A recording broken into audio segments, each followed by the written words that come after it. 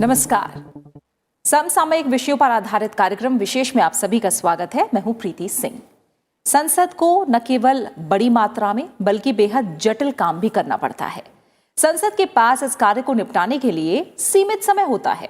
इसलिए संसद उन सभी विधायी और अन्य मामलों पर जो उसके समक्ष आते हैं गहराई के साथ विचार नहीं कर सकती। भारतीय संसद का बहुत सा काम समितियों द्वारा निपटाया जाता है, जिन्हें संसदीय समितियां कहते हैं। समितियां राजनीतिक स्थिति और लोक लुभावन राय के बिना अपना काम करती हैं, विषयों में विशेषज्ञता विकसित करने में मदद करती हैं और स्वतंत्र विशेषज्ञों और हितधारकों के साथ परामर्श को भी सक्षम बनाती हैं। संसदीय समितियां विचार विमर्श और जांच करके ये सुनिश्चित करती हैं कि संसद राजनीतिक परिवेश में अपने कुछ संवैधानिक दायित्वों को पूरा करने में सक्षम है। साथ ही सार्वजनिक प्रतिक्रिया प्राप्त करने और विवादास्पद मुद्दों पर राजनीतिक सहमति बनाने में भी मदद करती है। आज विशेष में हम विस्तार से बात करेंगे संसदीय स्थायी समितियों की, उनकी कार्यप्रणाली, गठन और महत्व की। तो आइए शुरू करते हैं आज का विशेष।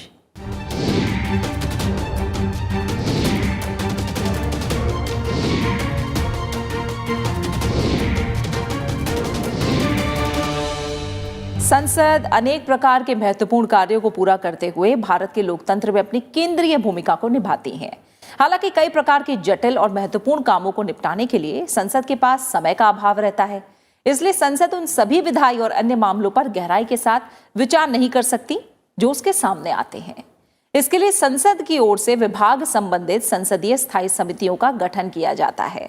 ये समितियां संबंधित कार्यों पर दलगत राजनीति से ऊपर उठकर गहराई और सावधानी से विचार करती हैं। संसदीय व्यवस्था में स्थायी समितियों की बेहद महत्वपूर्ण भूमिका होती है। ये संसद, कार्यपालिका और आम जनता के बीच मजबूत कड़ी का काम करती है। दरअसल समितियों की आवश्यकता दो कारणों से होती है। पहला, कार्यपालिका के कामकाज पर विधायिका की ओर से निगरानी की जरूरत, और दूसरा, विधायिका के पास काम की अधिकता के चलते उसे निपटाने के लिए सीमित समय का होना। ऐसी स्थिति से निपटने के लिए विभाग संबंधित संसदीय स्थायी समितियों का गठन किया जाता है। विभाग संबंधित स्थायी समितियों के इतिहास को जानना बेहद जरूरी है। 1989 से पहले विधेयकों की जांच की कोई व्यवस्थित प्रक्रिया नहीं थी और महत्वपूर्ण विधेयकों के लिए प्रवर समितियों का गठन समय समय पर किया जाता था। कई सालों से विभाग संबंधित संसदीय स्थायी समितियों के गठन की आवश्यकता महसूस की जा रही थी। सबसे पहले अगस्त 1989 में 3 स्थायी समितियों का गठन किया गया, जो कृषि, विज्ञान और प्रौद्योगिकी के अलावा पर्यावरण और वन से संबंधित थी। इसके बाद लोकसभा और राज्यसभा की नियम समितियों की स्थायी समितियों के गठन से जुड़ी रिपोर्ट को 29 मार्च 1993 को दोनों सदनों से मंजूर किया गया।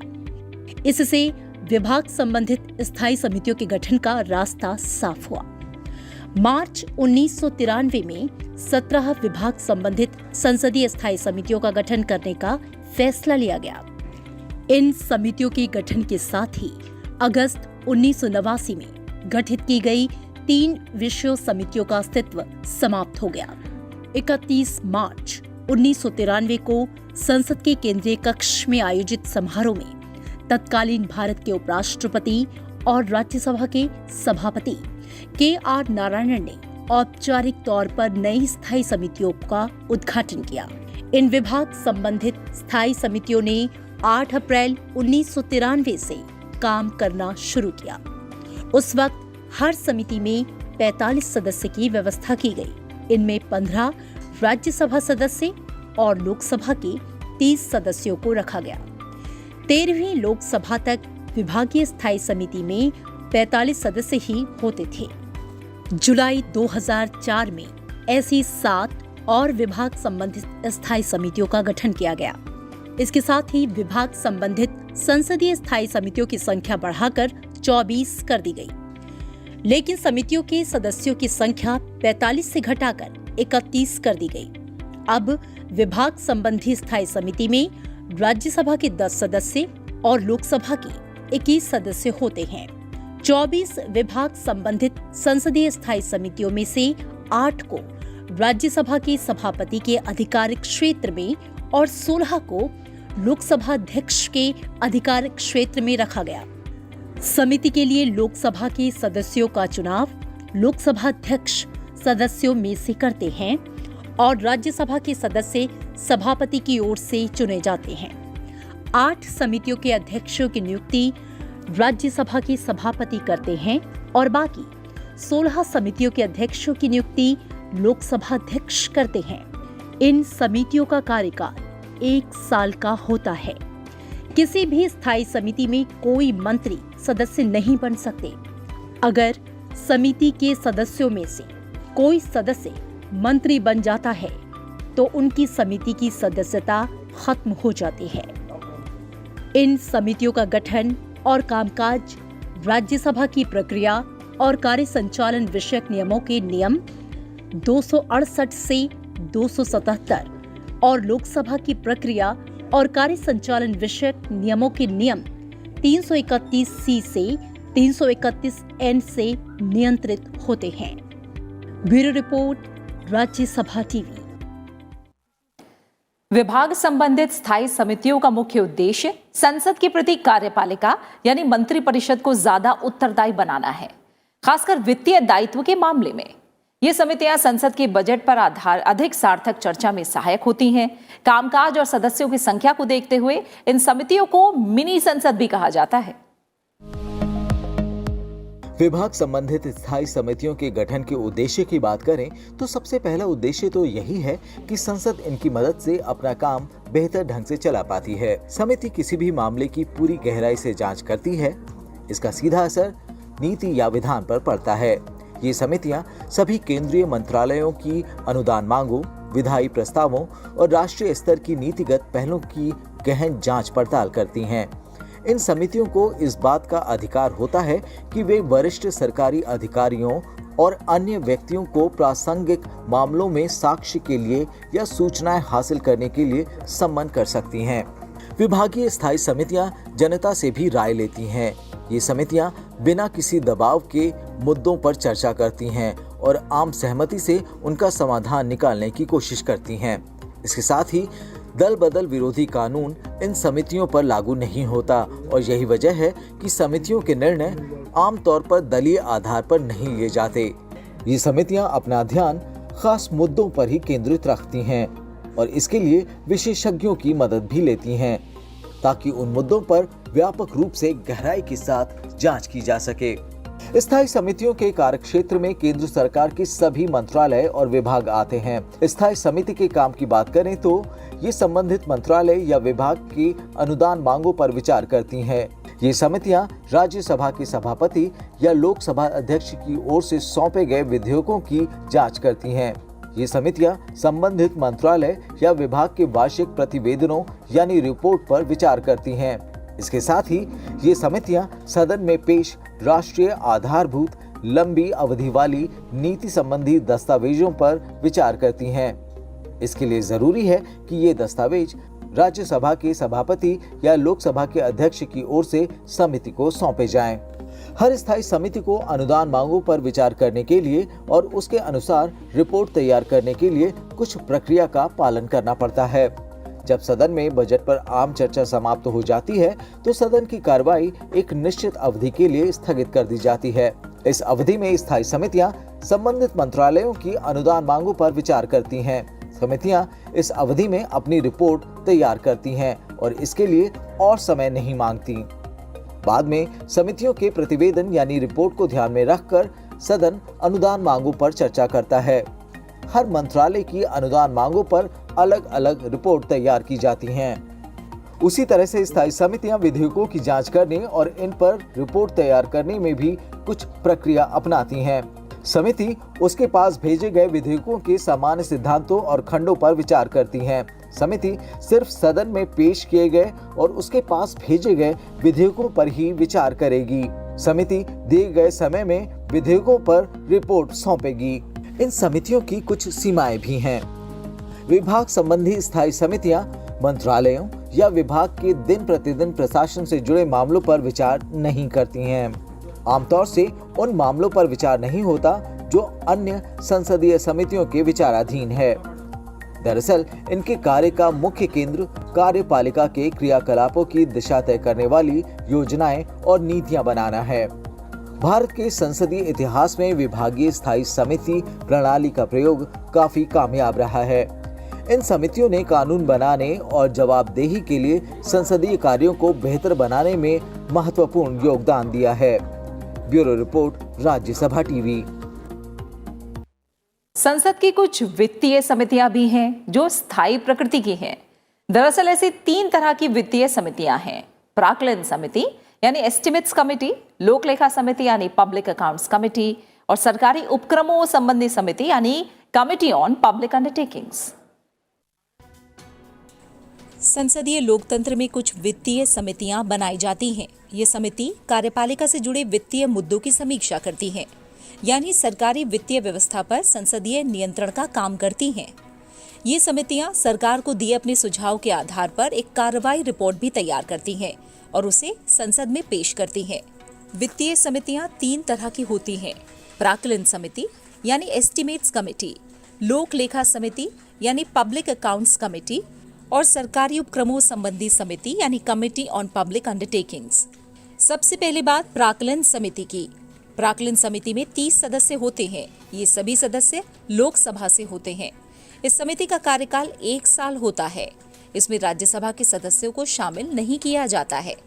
समिति के सदस्यों का चुनाव हर साल आनुपातिक प्रतिनिधित्व के अनुसार एकल संक्रमणीय मत से किया जाता है। ये समिति सरकारी खर्च में कैसे कमी लाई जाए, संगठन में कैसे कुशलता लाई जाए और प्रशासन में कैसे सुधार किए जाएं, इन सब मुद्दों पर रिपोर्ट देती है। ये समिति प्रशासन में कार्यकुशलता और खर्च में कमी लाने के लिए वैकल्पिक नीतियों का भी सुझाव देती है। समिति ये भी जांच करती है कि प्राक्कलनों यानी सरकारी खर्च के अनुमान में मौजूदा नीति के तहत राशि का इस्तेमाल ठीक तरीके से किया गया है या नहीं। प्राक्कलन किस रूप में संसद में प्रस्तुत किए जाएंगे, समिति इसका सुझाव भी देती है। लोकसभा में वार्षिक वित्तीय विवरण यानी बजट पेश होने के बाद ये समिति प्राक्कलनों यानी खर्च अनुमानों की पड़ताल करती है। प्राक्कलन समिति की रिपोर्ट पर सदन में बहस नहीं होती है, लेकिन ये समिति पूरे साल अपना काम करती है और अपना दृष्टिकोण सदन के सामने रखती है। प्राक्कलन समिति की वजह से अगले वर्ष में सरकार की ओर से बहुत अधिक धनराशि की मांग करने की प्रवृत्ति पर अंकुश लगाने में मदद मिलती है। अब बात करते हैं लोक लेखा समिति की। इस समिति में 22 सदस्य होते हैं। इनमें लोकसभा से 15 और राज्यसभा से 7 सदस्य होते हैं। इस समिति का कार्यकाल भी 1 साल होता है। 1967 से परंपरा के मुताबिक इस समिति के अध्यक्ष के रूप में विपक्ष के किसी सदस्य को नियुक्त किया जाता है। लोक लेखा समिति भारत के नियंत्रक महालेखा परीक्षक यानी सीएजी की रिपोर्ट की जांच करती है। जब सीएजी की रिपोर्ट संसद में पेश हो जाती है तो लोक लेखा समिति उसकी पड़ताल करती है। दोनों सदनों की सहमति के आधार पर राज्यसभा के 7 सदस्य इस समिति के सह सदस्य होते हैं। राज्यसभा के इन सदस्यों को मत देने का अधिकार नहीं होता है, लेकिन समिति में उनकी मौजूदगी से इसे मजबूती मिलती है। जब ये समिति सरकारी खर्च और सीएजी की रिपोर्ट की पड़ताल करती है तो उसे कुछ बातों का ख्याल रखना होता है। समिति ये देखती है कि जिन मदों में धन का आवंटन हुआ है वो नियमों के तहत सही है या नहीं, खर्च उस प्राधिकार के अनुरूप है या नहीं जिससे वो शासित होता है। समिति इस बात पर भी गौर करती है संसद की ओर से मंजूर की गई धनराशि के अतिरिक्त व्यय किया गया हो तो समिति उन परिस्थितियों की जांच करती है जिसके कारण अतिरिक्त व्यय करना पड़ा हो। हम कह सकते हैं कि लोक लेखा समिति का मुख्य काम सरकारी खर्चों के खातों की जांच करना है और इस जांच का आधार हमेशा नियंत्रक और महालेखा परीक्षक यानी सीएजी की रिपोर्ट होती है। अब बात सरकारी उपक्रमों संबंधी समिति की। इस समिति में भी 22 सदस्य होते हैं। इनमें लोकसभा से 15 और राज्यसभा से 7 सदस्य होते हैं। इस समिति का कार्यकाल भी 1 साल होता है। समिति का अध्यक्ष लोकसभा अध्यक्ष की ओर से नामित किया जाता है। ये समिति सरकारी उपक्रमों यानी सरकारी कंपनियों के प्रतिवेदनों और लेखाओं की पड़ताल करती है। अगर सीएजी ने ऐसी कंपनियों के बारे में कोई रिपोर्ट दी है तो उसकी भी पड़ताल ये समिति करती है। सरकारी कंपनियों की स्वायत्तता और कार्यकुशलता के सिलसिले में भी सुझाव देती है। समिति इस बात की पड़ताल करती है कि क्या सरकारी उपक्रमों का संचालन नियमों के अनुरूप हो रहा है या नहीं। इसके अलावा लोकसभा अध्यक्ष जो भी काम सौंपते हैं उसे भी समिति पूरा करती है। लोकतंत्र में संसदीय नियंत्रण और सत्तारूढ़ सरकार का अपने प्रशासन और नीतियों के लिए उत्तरदायी होना बेहद जरूरी है। संसदीय नियंत्रण के लिए संसदीय समितियों की व्यवस्था की गई है और सरकारी खर्च पर नियंत्रण के लिहाज से इन वित्तीय समितियों की महत्वपूर्ण भूमिका होती है। Bureau report, Rajya Sabha TV. संसदीय व्यवस्था में विभाग संबंधी स्थायी समितियों का बेहद महत्वपूर्ण स्थान है। हर साल इन समितियों का पुनर्गठन होता है। संसद की विभाग संबंधी स्थायी समितियों का 2020-21 के लिए पुनर्गठन हो गया है। नई समितियां 13 सितंबर से प्रभावी मानी गई हैं। सदन के दोनों सदनों में विभाग संबंधी स्थायी समितियों की संख्या 24 है, जिनमें से 8 समितियां राज्यसभा के अधीन हैं। सभापति राज्यसभा ने इन 8 समितियों के अध्यक्षों के साथ सभी समितियों में राज्यसभा के चुनिंदा 10-10 सदस्यों को मनोनीत किया है।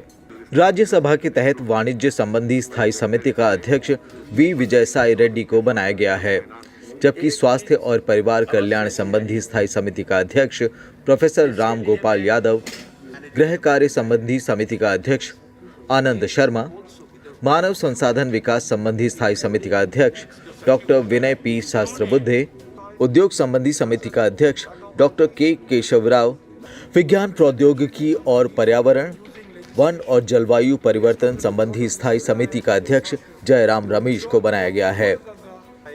कार्मिक लोक शिकायत विधि और न्याय संबंधी समिति का अध्यक्ष भूपेंद्र यादव और परिवहन, पर्यटन और संस्कृति संबंधी समिति का अध्यक्ष टी.जी. वेंकटेश को बनाया गया है। वाणिज्य संबंधी स्थायी समिति में राज्यसभा से प्रियंका चतुर्वेदी, रूपा गांगुली, सुशील कुमार गुप्ता, मल्लिकार्जुन खड़गे, जुगल सिंह माथुर जी लोखंडवाला, ओम प्रकाश माथुर, मौसम नूर, दीपक प्रकाश और वायलार रवि को सदस्य बनाया गया है। वहीं प्रोफेसर राम गोपाल यादव की अध्यक्षता वाली स्वास्थ्य और परिवार कल्याण समिति में राज्यसभा से ए.के. एंटनी, इंदु बाला गोस्वामी, डॉक्टर एल हनुमंथैया, सुरेश प्रभु, डॉक्टर शांतनु सेन, वशिष्ठ नारायण सिंह, के सोम प्रकाश, डॉक्टर सुब्रमण्यम स्वामी और संपतिया उइके शामिल हैं। आनंद शर्मा की अध्यक्षता वाली गृह कार्य संबंधी समिति में S R. Balasubramaniam, P. Bhattacharya, doctor Anil Jain, Satish Chandra Mishra, Neeraj Shekhar, Ramchandra Prasad Singh, Rakesh Sinha, Dinesh Trivedi और भूपेंद्र यादव शामिल हैं।